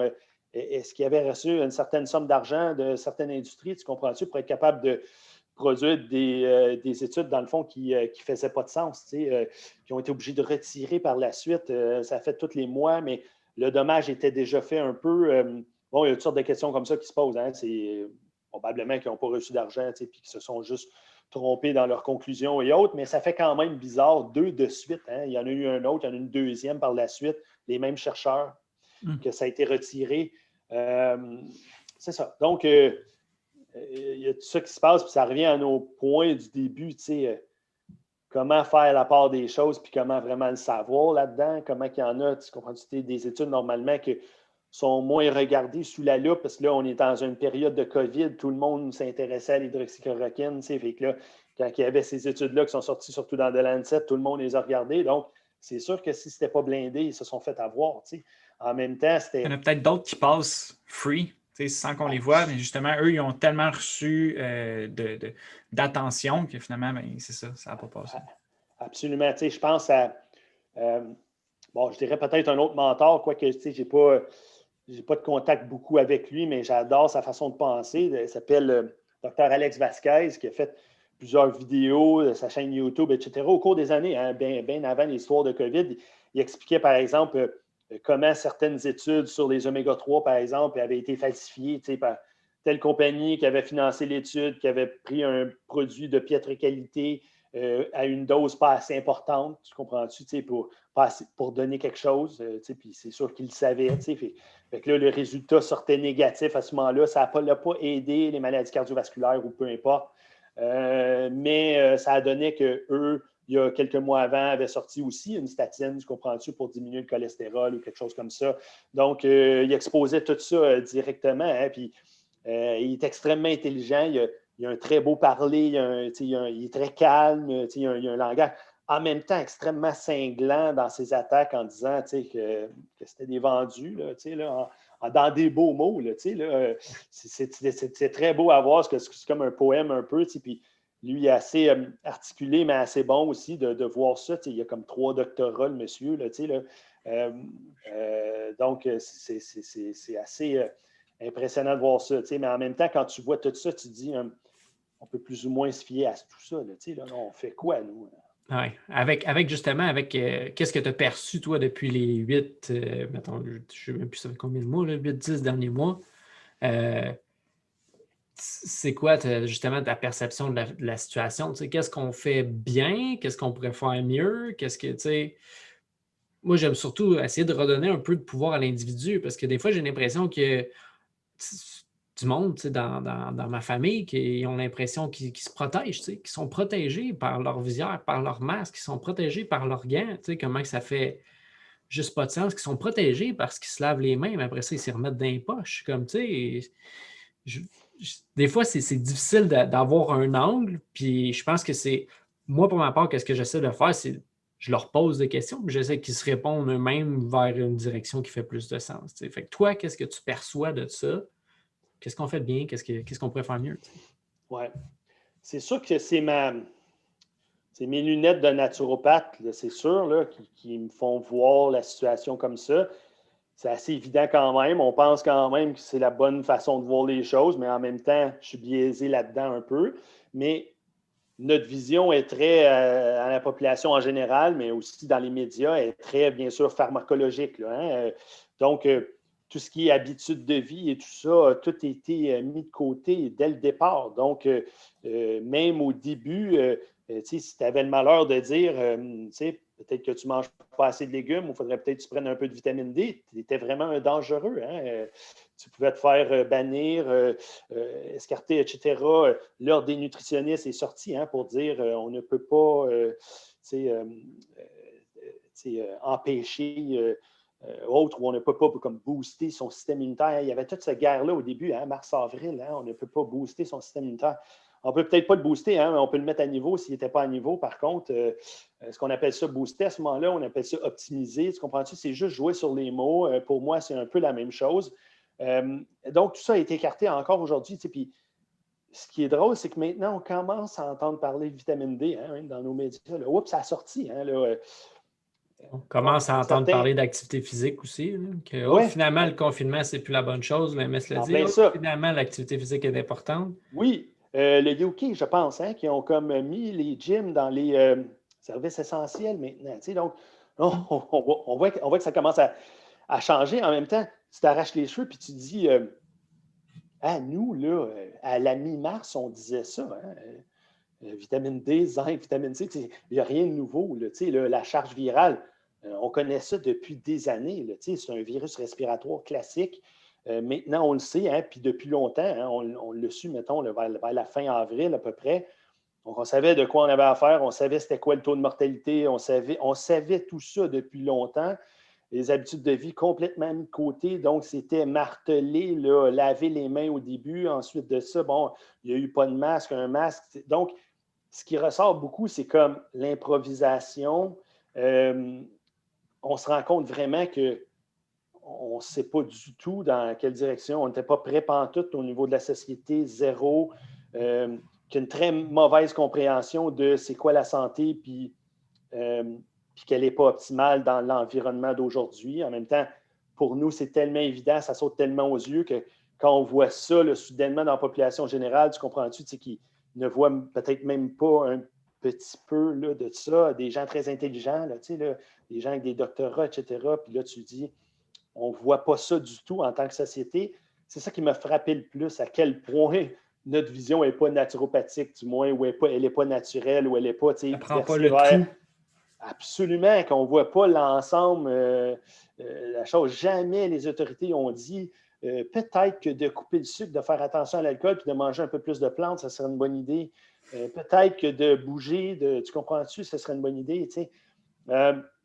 En même temps, un paquet d'études sur l'isolement social, à quel point ça affecte le système immunitaire, ça, c'est même dans la science. Tu sais. Fait que, donc, c'est ça qui est tough, c'est que ces choses-là étaient déjà dans la science depuis un moment. Tu sais. C'est pas nouveau là, qu'on sait justement que s'isoler socialement, c'est vraiment mauvais pour la santé d'un humain, d'avoir des mauvaises relations, de ne pas en avoir. Absolument. Puis là, après ça, c'est pour ça qu'après ça, certaines personnes vont se poser la question parce que quand on voit tout ça, ce portrait-là, on voit des recommandations qui ne font pas de sens du tout ou qui sont énormément exagérées par rapport à la menace, qui créent des dommages collatéraux qu'on a de la misère à voir. Plus grand. C'est ça, mais qu'on ne semble pas s'en rendre compte, ou du moins tu dis c'est tellement évident que tu dis, il doit y avoir quelqu'un d'autre qui a des intérêts là-dedans, sinon ça se peut pas, hein, c'est trop cave. Ouais, il y avait là, ça, là, mais là, après ça, tu te dis, ben, peut-être pas, hein, peut-être qu'on est juste cave. Hein, puis je ne serais pas surpris. Hein, collectivement, on n'est pas intelligent. Collectivement, on n'apprend pas du passé non plus. Hein, l'histoire nous a montré ça. Donc, ça se pourrait qu'il n'y ait pas personne qui tire les ficelles, là, puis on est juste vraiment mauvais. Et c'est décevant de voir ça, de dire, OK, en 2020, on pensait qu'on était avancé, tu comprends-tu, ou qu'on était évolué ou qu'on connaissait des choses. Là, quand tu vois ça aller, tu dis, on fait dur en tabarnouche. Ça t'humilise encore une fois. On dirait qu'on ne savait vraiment pas grand-chose. Hein. On ne savait pas grand-chose. Puis c'est encore le cas. Après 8 mois, on n'a pas vraiment appris. Là, on est encore là-dedans. Oui. Juste la science des masques, j'ai l'impression qu'elle existait avant ça. Je pense qu'il y a le professeur Denis Rancourt qui était sorti puis à plusieurs reprises pour dire ce qu'on a à date sur les masques, en public, ça ne fonctionne pas nécessairement. Puis quand mettons, le professeur Raoul, entre autres, il disait justement la maladie, ça passe par les mains. Faites une étude sur n'importe qui, regardez, il va toucher partout. Quand même qu'il y a un masque, il va gosser avec, il va toucher d'autres affaires. Puis en plus de ça, le fait d'avoir un masque, ça va te signaler qu'il y a quelque chose de dangereux dans l'air, qu'il y a quelque chose présentement. Puis tout ça, les répercussions que ça va avoir encore là sur ta perception du monde, de dire, bon, là, c'est dangereux, il faut que je me protège. Juste ça l'affecte ton système immunitaire, puis ça l'affecte le reste de ta vie, juste parce que tu es là, puis c'est ta nouvelle normale, c'est d'avoir peur des autres. Oui, absolument. Donc, encore, là, il y a quelques jours, là, j'avais publié un genre de update là, du mois de novembre. Justement, il y avait une étude sur les masques là, qui avait examiné la contamination, puis il y avait une contamination de 1,8 % chez les gens qui avaient un masque, 2,1 % chez ceux qui n'avaient pas de masque. Dans l'étude qu'ils ont faite. Donc, bon, il y avait un petit pourcentage, de 1,8 à 2,1. Significatif? Non, c'est ça. Fait que là, les conclusions de l'étude, c'était une petite différence, mais ce n'est pas statistiquement significatif. Bon, là, ça en a rajouté une couche un peu. Il y a certaines études, Denis Rancourt disait justement, il n'y en a pas où c'est des études qui sont mal faites. En même temps, on voit Denis Rancourt, il est campé d'un côté très fort. Hein, donc, si je reprends, par exemple, ce que, je ne sais pas, Daniel ou Charles dirait, tu comprends-tu, ça c'est, bon, il est d'un côté, on peut en tenir compte, hein, puis on ne devrait pas le censurer, ça fait partie de l'écologie totale de l'information qu'on a. En même temps, on le voit qu'il est campé d'un bord, donc on devrait un peu checker, voir qu'est-ce qu'il fait, est-ce qu'il dit, est-ce que c'est toujours objectif, ou il y a des biais trop importants. Il me semble avoir des biais assez importants, ceci dit, des études qui démontrent clairement que les masques fonctionnent. Moi, je n'en ai pas vu. J'en ai vu certaines qui disaient que, comme on ne savait pas, la conclusion, c'était peut-être ça aide un peu, peut-être ça aide pas vraiment. C'était comme pas clair. C'est ça, la plupart qui disent que ça aide pas. La plupart des conclusions que, en tout cas, moi, j'avais tirées de ça, c'était plus que quand tu portes ton masque et que tu ne te laves pas les mains, il n'y a aucune différence sur, justement, la propagation du virus. Puis, fait que, après, c'est ça. Tu peux te questionner à savoir est-ce que ça vaut vraiment le coup de porter le masque ou juste d'avoir une hygiène qui est vraiment juste correcte, parce qu'il n'y avait aucune différence après ça. Là. Absolument. Il y avait une autre étude que j'avais publiée sur ma page qui examinait un peu les facteurs qui étaient reliés à la mortalité. Bien sûr, c'est juste des corrélations, hein, c'est des corrélations statistiques. Là, ils ont fait des modèles statistiques puis ils ont regardé. Et il y avait un score pour les gouvernements, hein, le score de comment les gouvernements, dans le fond, mettent des mesures, pas fortes, etc., jusqu'à très fort, là, dans leur confinement, masque, etc., distanciation. Et il n'y avait aucune corrélation avec les morts, avec les mesures du gouvernement. Zéro, aucune corrélation. Ce qui corrèle, c'est être au nord du 25e parallèle, être dans un pays où est-ce que l'espérance de vie était élevée, mais qui avait soit plafonné ou diminué dans les dernières années, donc une population vieillissante probablement. Donc, c'est les pays riches, hein, Canada, les États-Unis, l'Europe, etc., qui sont au nord du 25e parallèle. Donc, c'est une histoire c'est ça, d'un virus respiratoire classique qui affecte l'hémisphère nord de novembre à juin. C'est ça. Donc, c'était ça la conclusion de l'étude. Donc, bon, ils n'ont pas été en détail dans chaque mesure, hein, parce qu'il y a certaines études qui disent que le confinement ne donne rien, d'autres qui disent peut-être que ça aide un peu. Donc, mais ce n'est pas tout à fait clair. Mais celle-là disait ça, tu sais. Puis, l'autre chose, des fois, je vais rencontrer des gens qui vont dire, par exemple, oui, mais mettons, moi, j'étais au gouvernement, je ferais probablement comme eux parce que vaut mieux être plus prudent que pas assez prudent. Donc, on ne le sait pas. Donc, pour moi, porter un masque, ça ne change rien dans ma vie. Donc, je porte un masque parce qu'ils me demandent de porter un masque. Mais le danger un peu avec ça, c'est que si on accepte un peu tout, même si, mettons que ça ne donne rien, mettons que c'est ça, on ne le sait pas à 100%, mais bon, ça pointe dans cette direction-là, mais on ne sait pas trop. Mais admettons que ça ne donne rien. Pourquoi qu'est-ce qu'on devrait en mettre un? Parce que l'histoire nous dit que souvent, ces mesures-là ne s'en vont pas nécessairement après, ou ça donne des nouvelles normes. Et là, les libertés s'amenuisent. Ça n'a pas commencé avec le COVID-19, là, que nos libertés individuelles sont moindres qu'avant. Hein. Ça fait depuis le début des années 1900, ça s'en vient tranquillement. Alors, même si des fois, c'est un tout petite affaire comme le masque, pour vrai, c'est pas grave, on a juste à mettre le masque. Oui, mais c'est un autre dessus de la pile des 32 millions qu'il y a avant qu'on n'a finalement pas enlevé quand c'était fini. Donc, ça crée ça. Donc, il faut faire attention parce qu'à un moment donné, c'est comme notre mode de vie qui dégringole un peu avec ça, nos libertés, notre santé mentale, etc.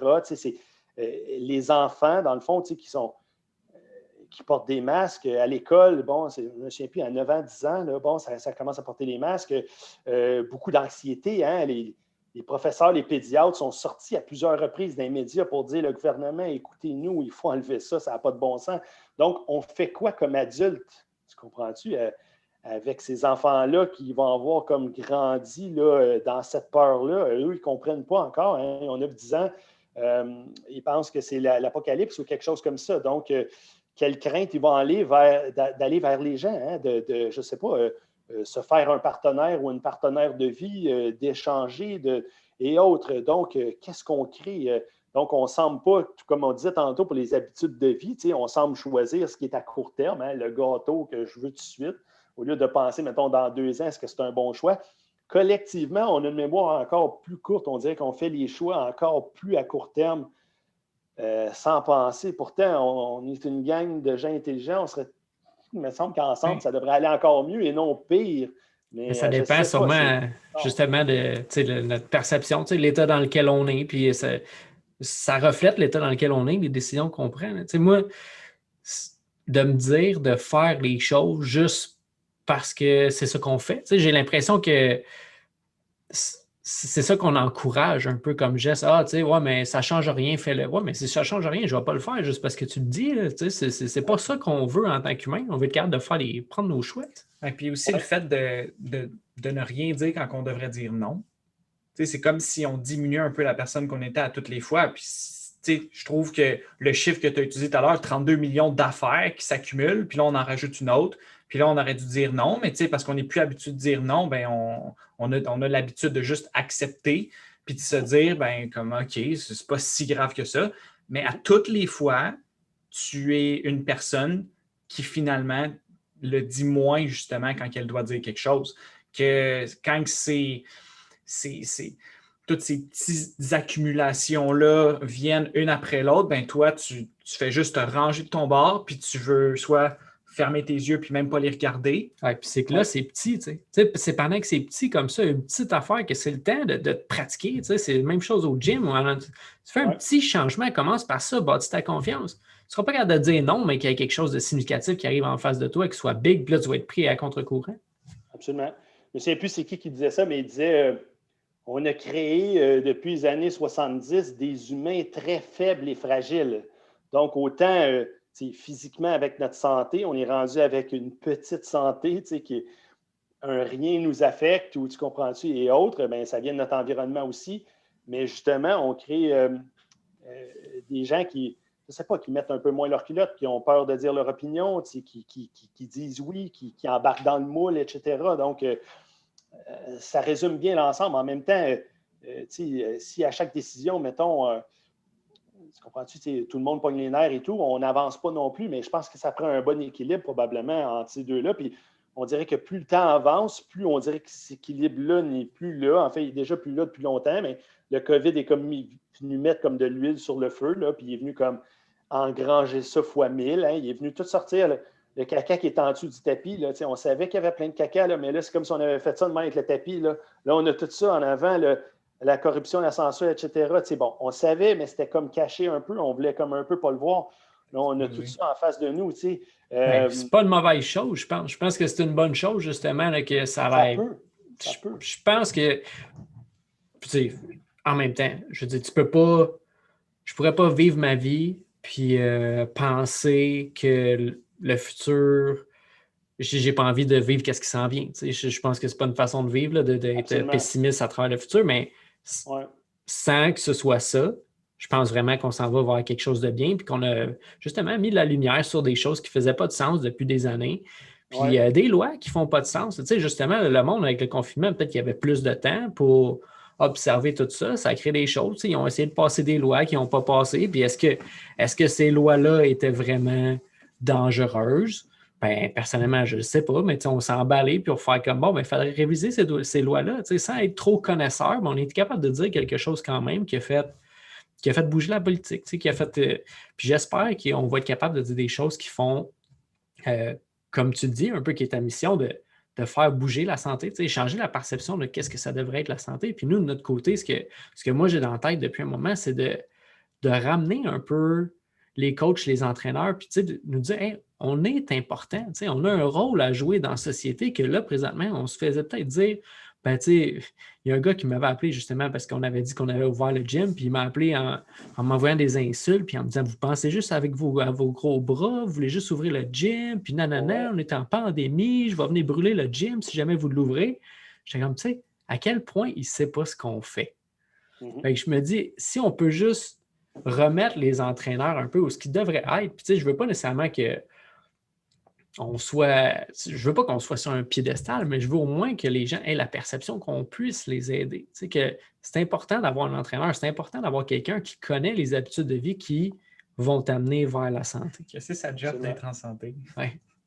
Absolument. Très, très raison. Puis, ça va venir avec le temps. Et oui, cette crise-là va amener du bon. Je suis d'accord avec toi. Du moins, je le souhaite. Hein?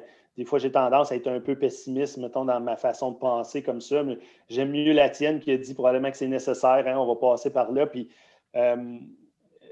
absolument, vous êtes super importants, les entraîneurs. On a besoin de ça. Vous n'avez pas tout à fait votre place, mais je pense qu'avec tous ces changements-là, il va y avoir une réalisation aussi de beaucoup de gens. Du moins, ça a déjà commencé, cette réalisation-là. Puis je pense d'être viré vers la santé naturelle. On a vu un virage là, dans les dernières années là, qui s'en va de plus en plus vers là. Puis je pense que c'est juste le début du virage. Là.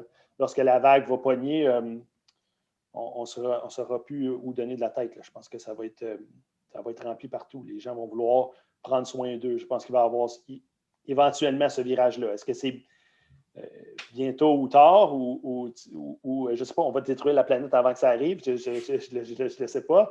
Mais c'est ça, on le souhaite. Oui, il y a aussi une chose, en nous empêchant justement de faire les choses qui sont bonnes pour notre santé, peut-être qu'on va se rendre compte que notre santé va décliner pour vrai. T'sais. Puis là, on va dire, bon, mais finalement, c'était pas ça qu'il fallait qu'on fasse. Puis c'est correct de faire ces erreurs-là, mais juste peut-être avoir l'humilité de dire que c'était une erreur puis pas la répéter. Absolument. Tu as une question de la fin? En fait, ça fait 7 ans. Ça fait 7 ans que tu pratiques. Puis tu avais déjà tes pratiques à toi avant ça. Puis tantôt, on parlait que, disons, tu prenais, mettons, le toi de v'là 5 ans, puis tu n'aurais pas pu nécessairement comme prédire qu'est-ce qui se passait là. Si on essaye, OK, de prédire qu'est-ce qui se passe, mettons, dans 5 ans, ou quels seront les trends, ou d'après toi, mais dans le monde dans lequel tu es en train de vivre présentement, qu'est-ce qu'on pourrait voir, mettons, dans les prochaines années? Est-ce que tu vois des nouveaux domaines vraiment prendre de l'expansion? Justement, là, on parlait justement de l'entraînement. On a parlé de la méditation pendant notre podcast. Qu'est-ce que tu vois dans, mettons, les prochaines années qui pourrait être extrêmement bénéfique pour l'humanité? C'est sûr que tous les sujets qu'on a parlé rentrent là-dedans. Moi, je pense que ça s'en va juste de plus en plus... on pourrait dire, on a notre modèle pharmacologique, puis on a notre modèle, mettons, un peu plus naturel. Il y a déjà un transfert qui est amorcé de la vision plus pharmacologique vers une vision plus naturelle. On le voit, on le sent dans le marché. Je pense que ça va s'accélérer avec le temps. Souhaitons que, justement, une crise comme le COVID, tu comprends-tu, vienne propulser ça encore plus. Je pense que ça peut être le cas. On ne le voit pas tout à fait encore. On est encore trop dedans. Peut-être que par la suite, il va y avoir certaines réalisations et autres. Donc, c'est ça en général. Donc l'entraînement, l'alimentation, mais aussi la méditation, toutes ces choses-là vont prendre de l'ampleur, je pense, puis encore plus dans les 5 prochaines années. Donc, c'est un virage qu'on voit. En même temps, je ne sais pas si on va voir ce virage-là, mais je souhaite voir un virage où est-ce que il y a moins d'affrontements, où il y a moins de, plus d'ouverture. Daniel va dire moins de division. Tribalisme. Oui, moins de division, de tribalisme. Hein? Nous, on est dans un camp, nous, on est dans l'autre camp. Tout ça, je pense que probablement les réseaux sociaux puis tous nos médias doivent être repensés, la façon dont on s'informe, comment être capable de voir qu'est-ce qui se passe et non, de s'intéresser à tout ça. Ça, je le souhaite parce que c'est ce qui va faire aussi que, surtout, on va prendre plus soin de la planète, qu'on va s'en rendre compte, dans le fond, que nos sols sont plus ce qu'on était, qu'on a perdu, peu importe, 50 % de notre biodiversité, qu'il en reste peut-être pour 150 ans, tu comprends-tu, et autres, que la planète va survivre, bien sûr, hein, mais peut-être pas l'humain, ou du moins, une partie des humains, mais il va y avoir comme une espèce de relancement après ça. Est-ce qu'on est obligé d'aller jusqu'au fond? Est-ce qu'on pourrait faire un virage immédiatement? L'histoire nous démontre que l'humain n'est pas capable de faire ça. Mais on ne sait pas. Peut-être qu'on va arriver là, un petit peu plus bas. Je pense qu'il faut être plus bas un peu pour espérer remonter. Mais ça, je le souhaite. Ça ne sera pas dans les 5 prochaines, par exemple. Ça va être dans plus long. Mais j'espère voir ce virage-là vers agriculture régénérative et autres. Hein? Tout ça, là, de voir ça connecté, là, un peu comme tu parlais tantôt dans le livre Climate là, de Charles, où est-ce qu'on voit une économie connectée avec l'écologie, qui est connectée avec notre propre santé à nous autres, qui est connectée tu comprends-tu, avec notre capacité de réfléchir, justement, d'être calme, de ne pas être en sympathique. Donc tout ça. T'sais. Donc, moins d'affrontements, moins d'agressivité, plus de collaboration. Arrêtez de penser qu'on peut, je ne sais pas, gagner par la force, hein, puis plutôt collaborer, puis voir comme si on est tous dans le même team un peu. Ça, c'est le virage global qu'il faudrait qu'il se passe, que je pense qu'il a débuté un peu, mais qui est encore à ses débuts, qui serait bien le fun de voir là, de notre vivant. Avant de terminer, je voudrais te remercier d'avoir accepté cette invitation-là. C'était vraiment une discussion super enrichissante là, pour nous. Puis c'était le fun d'échanger puis de découvrir aussi. Tu nous as fait, moi, en fait, il y a Sam qui avait lu le livre de Charles, mais je pense que moi, je vais m'y mettre aussi puis essayer de le connaître un peu plus. Merci pour tout ce que tu fais pour tes clients, puis aussi tout ce que tu publies. Là, sincèrement, je pense que ça l'aide. En tout cas, moi, ça m'aide personnellement à voir des choses que je ne voyais pas. Puis je pense que c'est c'est ça qu'on cherche à faire aussi, à avoir cette ouverture-là, échanger, puis savoir qu'on n'a pas toutes les mêmes perceptions. Puis que, ben, en partageant nos perceptions, on peut finir par voir un petit peu plus clair dans tout ça là-dedans. Merci pour ce que tu fais. Merci d'avoir été avec nous aujourd'hui. Puis, je dois dire que tu as été très bon. Tu penses que tu m'avais dit que tu n'étais pas habitué de parler tant que ça, d'avoir des longues discussions, mais comme ça a vraiment bien été. Puis, justement, avant peut-être qu'on se quitte, où est-ce que les gens pourraient retrouver ta page? C'est quoi le nom de la page? Où est-ce que, justement, s'ils veulent travailler avec toi, tes services? Oui, donc merci de m'avoir invité. C'était une décision très cool. Quand vous voulez refaire ça, il n'y a pas de problème. Les gens peuvent me rejoindre via ma page Facebook, Danick Legault. Il n'y en a pas 75. Danick qui est écrit D-A-N-I-K, qui n'a pas de C. Si vous faites Danick Legault là, dans Facebook, vous allez voir, il y a 2 pages. Il y a ma page perso, puis il y a la page de la business. Donc, suivez-moi là. Ça, c'est gratuit. Hein? On est une couple de 1000. Là, puis bon, j'essaie de faire des articles intéressants quand ça donne. J'ai mon site web, danicklegault.com, quoi qu'il n'est pas à jour. Je suis en train de le refaire actuellement. Il n'est pas tout à fait à mon image. Je suis en train de refaire les sections et autres. J'enverrai plus ou moins les gens sur le site. Mais bon, sur le site, vous avez justement l'adresse de la clinique où je suis quand même. Les informations sont bonnes, hein, comment me contacter et autres si vous voulez travailler avec un naturopathe. Maintenant, on fait ça via Zoom, hein, tout comme cette interview-là. Zoom ou, mon bureau est à Boisbriand, mais il n'y a plus de frontières vraiment. Là. Si quelqu'un est près de moi et veut venir me voir en personne, c'est toujours mieux. Hein. J'aime mieux ça en personne. Sinon, tout se fait à distance quand même. Est-ce que tu aurais tu avais une couple de citations que tu as dit tantôt. Est-ce que tu aurais un court mot de la fin, justement, qu'on peut finir là-dessus, qui représente un petit peu quitter ce que tu fais ou ce que tu espères voir dans le monde? Absolument. On n'a pas discuté encore, mais c'est mon slogan à moi qui dit « On ne peut pas négocier avec la nature ». Donc, à chaque fois, en bas de mes articles, il y a le hashtag « On ne peut pas négocier avec la nature ». C'est mon slogan à moi, il est propre à moi et ça englobe tout ce qu'on a parlé, dans le fond, un peu. Hein? Bon, il y a des lois de la nature qu'on ne peut pas aller contre. On va finir par se péter la gueule. On le voit, là, on se pète la gueule tranquillement, pas vite, en tant que société. Donc, on ne peut pas négocier avec la nature, autant d'un côté écologique que nous autres, en tant que personnes, pour notre alimentation, notre entraînement, notre mouvement, nos habitudes, notre gestion du stress, nos perceptions et autres. Ça englobe tout ça. On ne peut pas négocier avec la nature. Ça, c'est le mot de la fin. Parfait. Merci, Danick. Super entrevue.